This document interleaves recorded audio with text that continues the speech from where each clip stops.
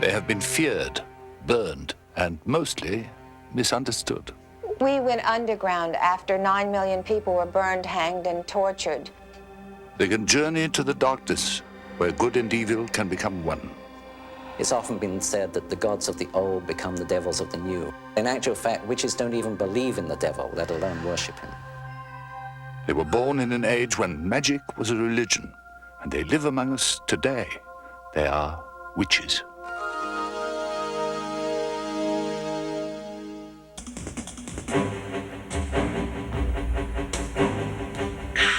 Beyond what is known lies an unexplored world of shadows and phantoms.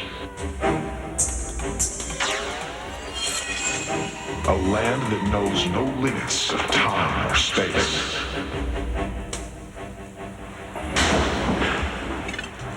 From the dawn of discovery to the nightfall of catastrophe.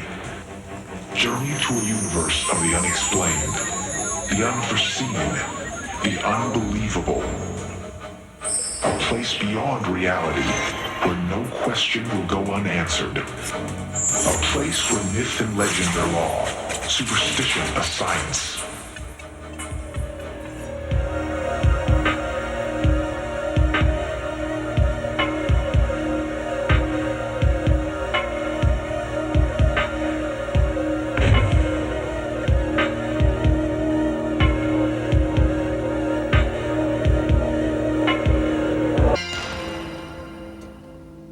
It's time for our journey to begin.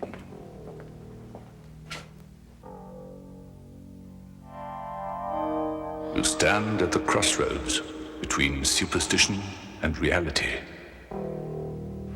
You are witches.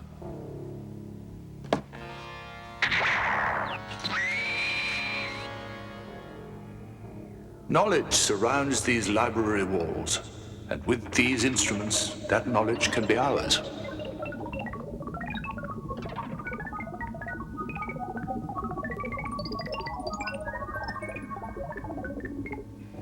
When some of us imagine a witch, we think of a cloaked hag huddled over a boiling pot filled with unspeakable ingredients, or flying through the night upon a broomstick.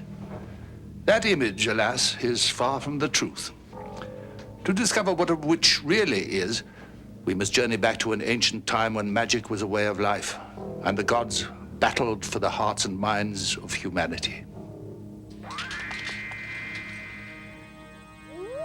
Time is running out. The ways of the old gods were no longer the ways of the people. The wise priests knew that their magic was no longer welcome. So on that last Hallows Eve, they came to this spot where the moon touched the earth to put their magic to rest.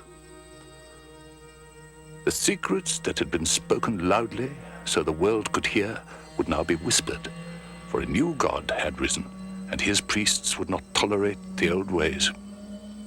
It was somehow appropriate that they should consign their tools to the soil, for the gods had taught them to venerate the ground, the sky, and they would protect the knowledge until the time was right to rise again. But the whispers would rustle through the dark forests, the silent rivers, the ways of the Wicca would never be forgotten. Their beliefs would live on, their descendants known as witches.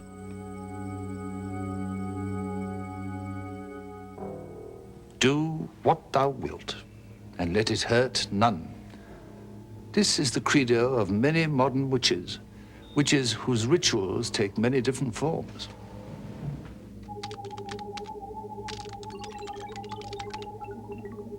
There are 4 basic kinds of witches: hereditary, traditional, Gardnerian, and Alexandrian.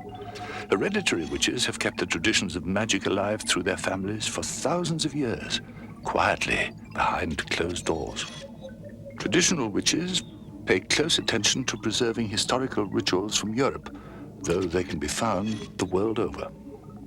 Gardnerian witches take their name from the studies of Gerald Gardner, an English witch and author who died in 1964. Another personality-driven cult is the Alexandrian, named for a modern English witch who emphasized ceremony and codified ritual. Because of their persecution, very little about how witchcraft began has been recorded. This shadowy past has done much to perpetuate stereotypes. But as is often the case, those cliches do have some basis in reality. For example, some witches still use a broomstick during their meetings, called covens. Not to fly, but for ceremony. The broomstick is frequently associated with witches. They were thought to ride through the air on their broomstick going to the Sabbath site. And this is a distortion of what actually happened in the early days. There was a time of year when the village people would go down to the fields and they would take along with them broomsticks and they would ride astride them like on a hobby horse. And as they danced around, they would jump up in the air. And they felt that the higher they jumped, the higher the crops would grow. Is what we would call sympathetic magic. Another popular witch cliché is the cauldron, bubbling with unspeakable ingredients. In actuality, the cauldron has a far more palatable origin. The cauldron was used in the early days when witches came from miles around to gather at the Sabbath sites to celebrate the main festivals. And they would bring with them the food that they wanted to eat, having traveled some distance. And they would cook it in a big cauldron over a fire set up before getting down to the religious side of things. This is where the cauldron came to be associated with witches. The misconceptions surrounding witchcraft are legion, and modern-day witches are attempting to set the record straight. The most upsetting misconceptions are that witches are Satanists and that we worship Satan or the devil. And witches don't have any Satan or any devils or demons in their belief structure. People assume that witches are going to do something bad or wrong or hurt them. I have no desire to hurt anybody. That's not part of my life. Our motto is, as it harm none, do as ye will. Witches don't believe in harming any living thing. Witches look like everybody else looks. They're human beings. They're going to have your general yuppie look, your Gucci skirt, your fashion plate, your dungarees. Often, many witches who work in the bank will wear black most of the time, and no one really knows the difference because right now it's very fashionable. Within witchcraft, there are no 10 commandments, there's no catechism or anything like that. There's just one law, and that law is, and it harm none, do what thou wilt. This basically means that you can do anything you like so long as you harm no one else. And this is really the only law that we find that we need.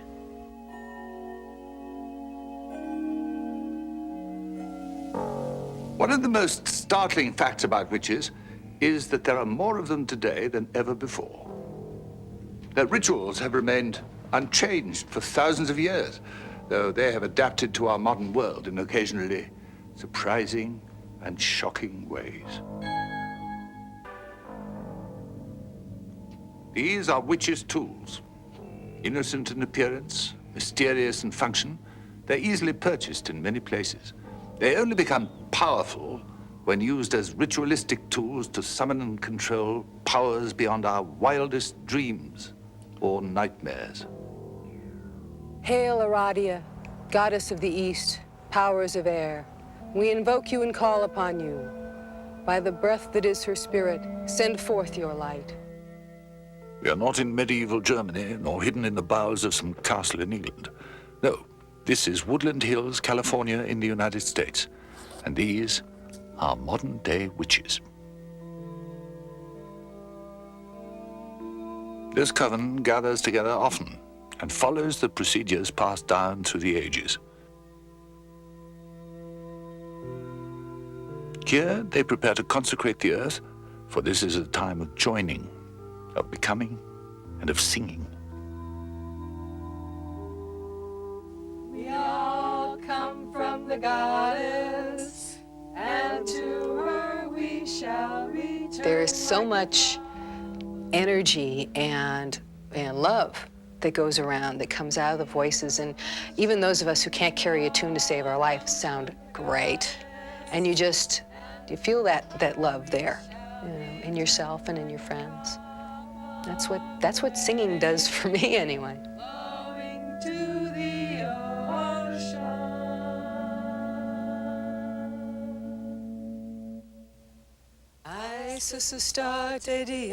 These arcane ceremonies can take on many different forms, but they all share one thing in common. symbolic magic achieved by archaic ritual empowered by modern-day belief. The idea of sympathetic magic is that like attracts like, so that, like in our society, we think of money as being green. If you want to draw money to you, you would use a green candle. Or you'd make up a little herbal amulet of herbs that are associated with the monetary planets like Jupiter or something like that. And you'd put those herbs together and sew them up into a green sack that you would carry with you, and that kind of thing. Some modern-day witches argue that ritual needs to adapt to the times, to take on a more contemporary guise.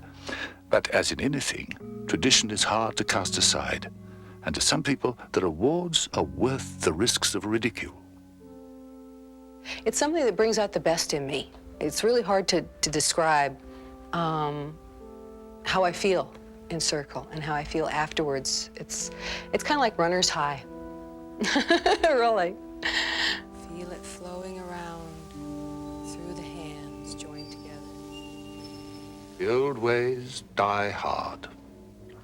Some of the symbols and ceremonies associated with witchcraft have survived virtually unchanged for thousands of years, dating back to an age when magic was a science.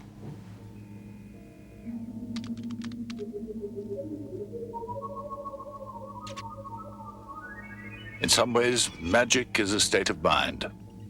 Through the use of objects and symbols such as these, witches can focus their psychic energies upon any target they choose. These objects are props, if you will, in a strange form of mental theater. Now, most modern-day witches consider themselves to be white or good magicians, though black magic can be practiced as well, and these dark practices have done much to cloud mass perception.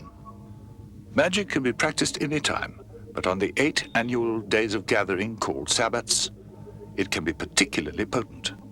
One of the most notorious of these Sabbats takes place on All Hallows' Eve, October 31st. We know that day as Halloween, and mark it by following an ancient tradition. In medieval times, fearful peasants would place lit candles inside carved gourds to frighten away marauding witches, a habit that has passed down to today's decorative pumpkins. Black magic and the fear it inspires has led to witches being on the defensive for centuries. That's an understatement when one considers the great witch hunts that took place in the late 15 and early 1600s. Many of those unfortunates accused of being witches were actually persecuted for darker reasons. And the more we understand those reasons, the less chance there is of witch hunts occurring again. This book, written in medieval times, is called the Malleus Maleficarum, or Witch's Hammer. It's a step-by-step guide into the world of hysteria. It shows in gruesome detail the ways to extract confessions from accused witches. And in these trials by torture, there's no such thing as innocence, only degrees of guilt. In the late 1500s in Europe, a wave of hysteria swept the land. Organized religion felt that the ways of the Wicca were a grave threat to their belief systems, and the pulpit became a platform for the denunciation and then extermination of anyone suspected of consorting with the old gods. In Europe, especially during the Middle Ages, when schisms racked the church, there was a move to purify the church from within. And there were many investigations, the Inquisition and so forth. So for centuries in Europe, there had been tremendously brutal witch hunts, and church leaders conducted these. This went on in England as well. The New World was not immune to these insanities, and in 1692, in the town of Salem in Massachusetts in the United States, the worst of the Old World corrupted the New. There had been incidents of witchcraft in New England for a 50-year period preceding the hysteria of 1692. But when the hysteria broke out in Salem, it was much more dramatic in terms of numbers and the degree of panic. This panic began innocently. A group of bored schoolgirls amused themselves by dabbling in black magic taught to them by a West Indian slave. This experiment soon got out of control. In the winter, people were pretty well confined to their homes, and teenagers had very little to do, especially young women. However, they found some entertainment in talking to Tituba, who was a West Indian, and in fact she taught them some charms and pretended, I think, to read their futures and so on. Of course, they were caught and were asked whether they had been signed on, if you will, as Satan's own, and they said yes. These confessions soon ignited the flame of hysteria, unprecedented in the Americas. Neighbor turned against neighbor, making ludicrous and unsubstantiated charges that were nevertheless accepted at face value. Soon the courts were busy trying, torturing, condemning. When the summer was over, 19 people had been hanged. One man had been crushed to death because he would not speak, crushed to death under stones that were placed on his chest. They were called firebrands of hell. And because of this, they were denied burial. Their bodies were flung down Gallows Hill and left for animals to devour. Soon the fever burned itself out.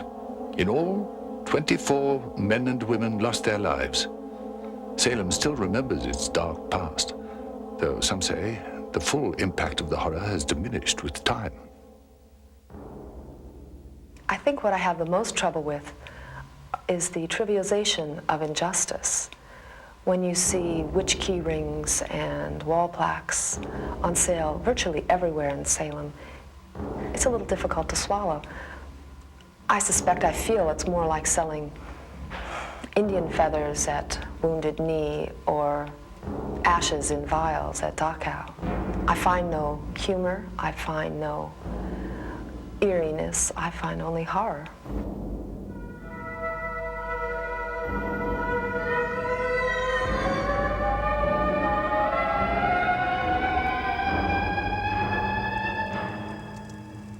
Today, witchcraft arouses interest and some suppressed fear, but it is hardly viewed as a direct threat to anyone. Its converts feel that rather than a threat, it's a powerful force for good, literally changing the world for the better.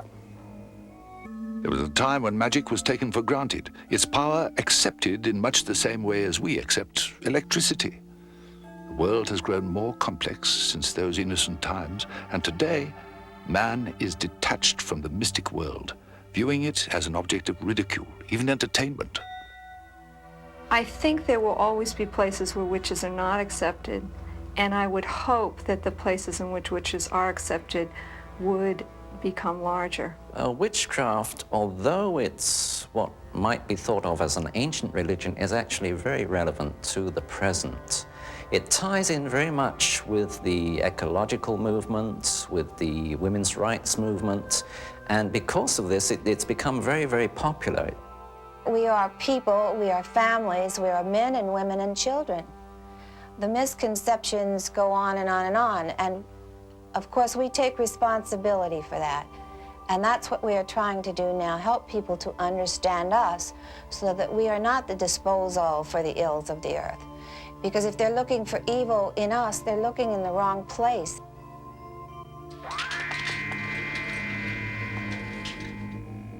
These men and women who can so easily sail into the mystic world are not to be feared. They are to be understood, for they may have knowledge that can benefit us all, helping us to comprehend the boundaries of our real world a little more fully. The ancient ways live on. Your gods still exist as long as you believe.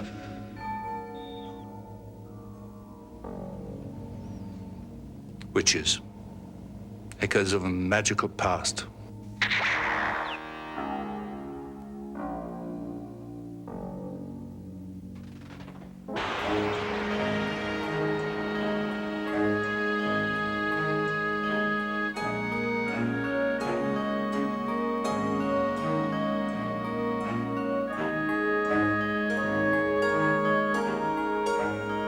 Secrets and Mysteries presents information based in part on theories and opinions, some of which are controversial.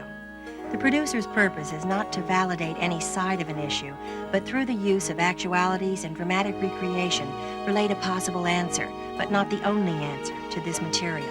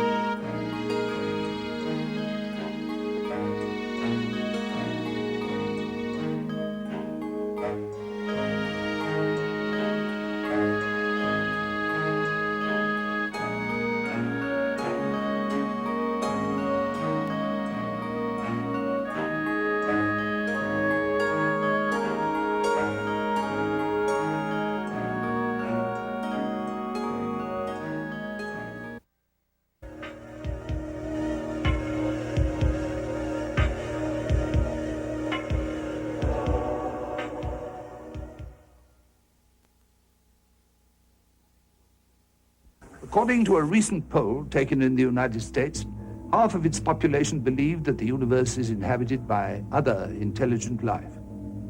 The rest of the world cannot be far behind.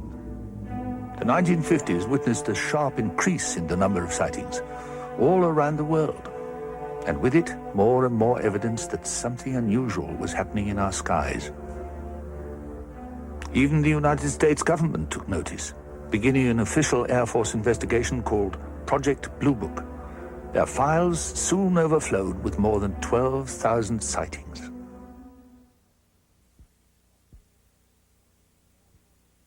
These water beasts may well be the most ancient surviving inhabitants of our planet. Did I see the monster?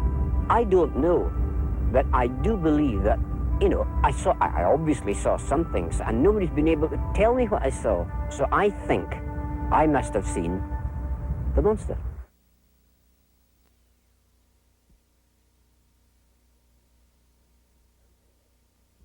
Stonehenge. That place has become a metaphor for the magnificent, the unfathomable, and the mysterious. I have the feeling that the people who built it had something very strongly in mind, maybe more than the astronomy and the worship. And I wish to goodness I knew what it was, and maybe I never will.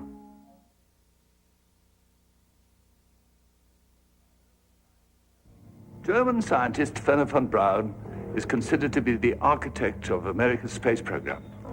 Von Braun and his team took the technology from the German V-2 rocket, which had been created for destruction, and applied it to the development of the chariots that would take man to new worlds. There's never been an astronaut who got on a spacecraft, whether it was Mercury, Apollo, or even Shuttle, who didn't fully understand the risk involved and who wasn't willing to take them.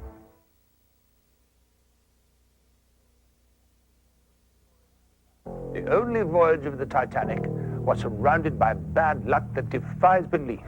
Everything that could go wrong did go wrong. It was as if she was cursed. A curse, some say, began when she was launched. He went up and he came back. He said, "It's nothing much. They only struck an iceberg."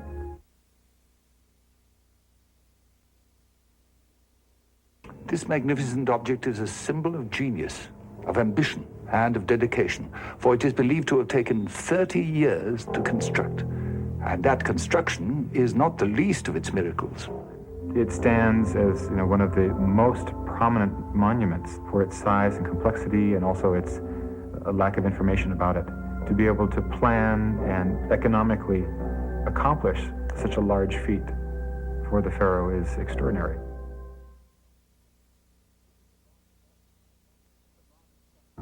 This is the mark of Sasquatch, taken from a set of tracks that covered a 5-mile stretch of dense forest. The depth of each print indicates that whatever made it weighed 800 pounds. 800 pounds. And there's other, more dramatic evidence. On a hot afternoon in October, Roger Patterson and a friend were riding through some woods in northern California. Suddenly their horses shied. They looked ahead and saw something squatting by the creek.